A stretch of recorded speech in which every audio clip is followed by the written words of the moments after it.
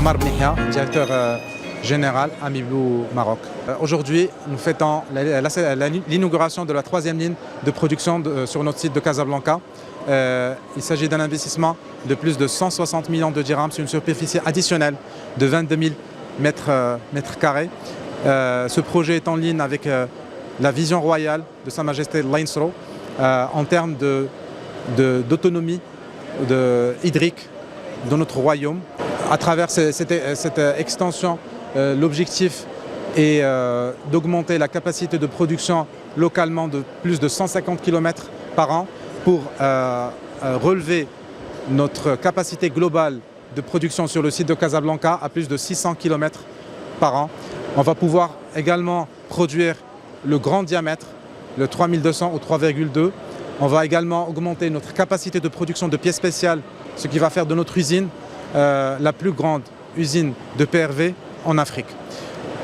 Au-delà de l'investissement, au-delà des chiffres industriels, il y a un investissement humain, car avec ce projet, on crée 58 emplois directs et plus de 200 emplois indirects. Donc l'objectif étant de profiter du positionnement stratégique de l'usine de Casablanca pour en faire un hub africain régional et continuer le développement de nos activités dans l'Afrique de l'Est et de l'Ouest.